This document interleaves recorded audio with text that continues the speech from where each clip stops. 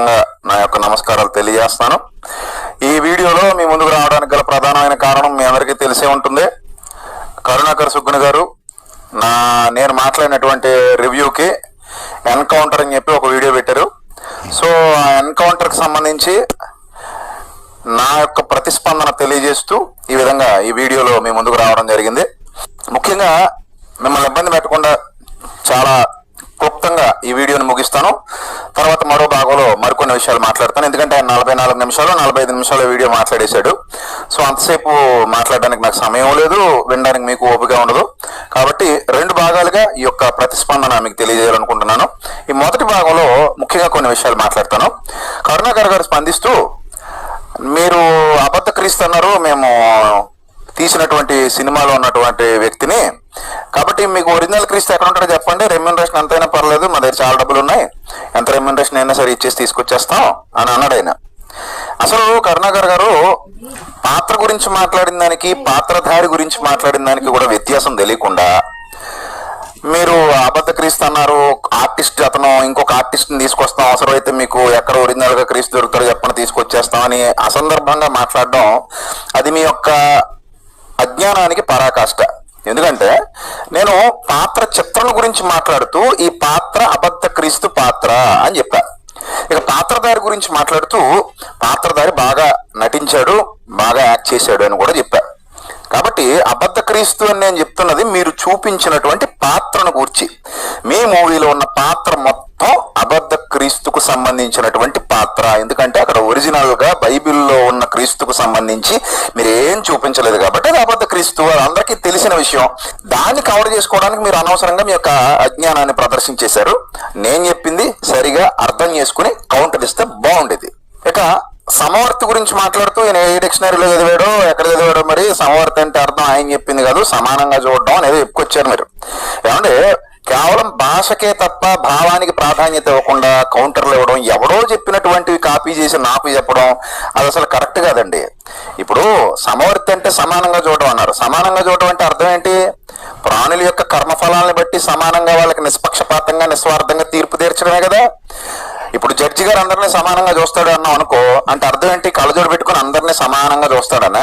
కాదు కదా. వాళ్ళ క్రియలను బట్టి వాళ్ళకి సరైన ఫలితాన్ని ఇవ్వడం, దాన్నే సమవర్తి. అందుకని నేను చెప్పా, ఇంకా అర్థం అవ్వాలని, మీకు అర్థం కావాలని దాన్ని విశదీకరించి చెప్పా. మరి మీరు చిన్నప్పుడు సందులు సమాసాలు చదువుకోలేదేమో నాకు తెలీదు, మీకు భాషకు తప్ప భావానికి ప్రాధాన్యత ఇవ్వడం తెలియదు అనుకుంటాను. ఎవరో చెప్పింది కాకుండా మీరు సొంతంగా ఆలోచించి కౌంటర్లు ఇవ్వడం నేర్చుకుంటే మంచిదని నా అభిప్రాయం. ఇక ముఖ్యమైన విషయం ఏంటంటే, కరుణాకర్ గారు నాళ్ళకి మారు మనసు పొందాడు. అది నాకు చాలా చాలా నచ్చింది.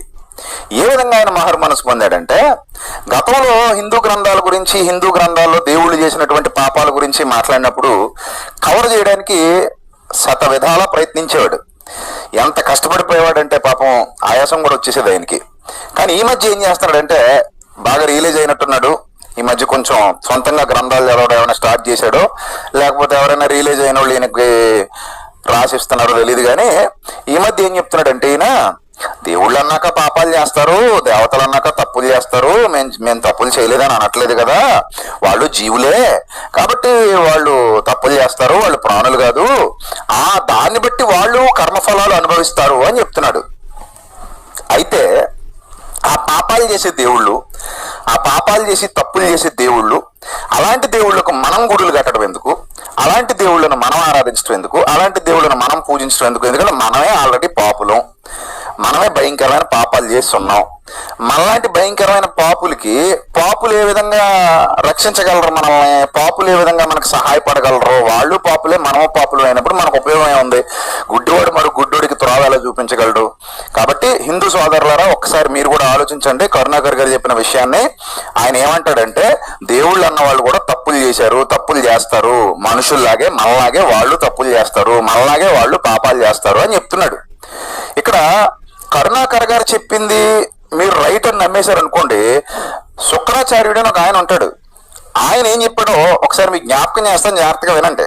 భాగవతంలో సుఖమహర్షి అనే ఆయన చెబుతూ, ఈ అగ్నిదేవుడు సర్వాన్ని భక్షించి ఎలాగైతే దోషి కాడో, అలాగే ఇంద్రుడు, చంద్రుడు మొదలగు దేవతలు అనేకమైన దోషాలు చేస్తున్నప్పటికీ దోష ఫలాన్ని అనుభవించరు. వాళ్ళు శాస్త్రవశులు కారు, శాస్త్ర ధర్మాలను ఉల్లంఘిస్తూ ఉంటారు కానీ వాళ్ళు శాస్త్ర ప్రకారంగా తీర్పు తీర్చబడరు అని చెప్తాడు. కాబట్టి కరుణాకర్ గారు, ముందు మీ గ్రంథాలను మీరు సరిగ్గా చదివి అప్పుడు చెప్పండి. మీరు చెప్పింది ఏదైతే, మీరు చేసిన స్టేట్మెంట్ ఏదైతే ఉందో ఆ స్టేట్మెంట్ ని సుఖమహర్షి అస్సలు సమర్థించడు. సుఖమహర్షి ఏమంటాడంటే, దేవతలు తప్పు చేస్తారు కానీ వాళ్ళు శాస్త్రవశులు కారు, వాళ్ళు అనేక సందర్భాల్లో శాస్త్ర నియమాలను ఉల్లంఘిస్తూ ఉంటారు కానీ వాళ్ళు ఆ చట్ట పరిధిలోనికి రారు అంటాడు. మీరేమంటారు? వాళ్ళు తప్పులు చేస్తారు, దానికి తగిన ప్రతిఫలాన్ని వాళ్ళు అనుభవించేస్తారు, ఆ కర్మఫలాలు వాళ్ళు అనుభవించేస్తారని మీరు చెప్తారు. కాబట్టి సుఖమహర్షి చెప్పిన దాని ప్రకారంగా భాగవతంలో తీసుకుంటే మీకు అసలు హైందవ గ్రంథాల మీద ఏ మాత్రం ఏ సమంత కూడా పట్టు లేదని ఈజీగా అర్థమైపోతుంది. ఇక బ్రహ్మదేవుడి గురించి నేను మాట్లాడిన దానికి వివరణిస్తూ ఆయన ఏం చెప్తున్నారంటే, రజోగుణంతో కూడినటువంటి శరీరాన్ని పరిత్యజించడానికి మార్గాన్ని అన్వేషిస్తూ ఏ విధంగా మార్గం ఉందబ్బా అని ఎదురు చూస్తున్నట మోహపు చూపుతో చూశాడట. ఏమంటే మోహపు చూపుతో చూశాడని ఎక్కడుందో చెప్పండి? భాగవతంలో ఆమెను చేర్చాడని వ్రాయబడింది, అంతే తప్ప మోహపు చూపుతో చూశాడు అని రాయబడలేదు. అయినా ఎంతలా భాగవతాన్ని వక్రీకరించడానికి మీకు మనసు ఎలా వచ్చిందండి? శరీరాన్ని పరిత్యజించడానికి మోహంతో చూశాడు అని భాగవతం చెప్పలేదు. ఒకవేళ అదే రైట్ అయితే మీరు చెప్పినట్టు మునీశ్వరులకు దివ్య దృష్టి ఉంటది కదా, మరీచి లాంటి మునీశ్వరులకు దివ్య దృష్టి ఉంటది. మరి ఆ దివ్య దృష్టితో వాళ్ళు అర్థం చేసుకోకుండా బ్రహ్మనెందుకు నిందించారు, బ్రహ్మనెందుకు గద్దించారు, అప్పుడు బ్రహ్మ ఎందుకు సిగ్గుతో తలదించుకున్నాడని భాగవతం చెప్తోంది తప్పు చేయకపోతే. కాబట్టి మీరు కవర్ చేసే ప్రయత్నాలు చేయకండి, ఉన్నదన్నట్టుగా మాట్లాడండి. మీరు ఏదో పదాలు వాడేశారు, ఇంగిత జ్ఞానం, ఆత్మజ్ఞానం. నిజంగా మీకు మనస్సాక్షి ఉంటే అన్నారు, నేను కూడా అదే చెప్తున్నా, మీకు మనస్సాక్షి ఉంటే మీరు వక్రీకరించే ప్రయత్నాలు చేయకండి. భాగవతాన్ని వక్రీకరించడం ఏంటి? మీరు ఇతర గ్రంథాలు వక్రీకరిస్తున్నారు, మీ సొంత గ్రంథాలు కూడా వక్రీకరిస్తారా? మీరు అలా వక్రీకరించకండి. భాగవతంలో ఖచ్చితంగా అతడు తన కూతుర్ని చేర్చాడనే వ్రాయబడింది. మీరేంటి మోహపు చూపుతో చూశాడు, ఇంకో చూపుతో చూశాడు అంటే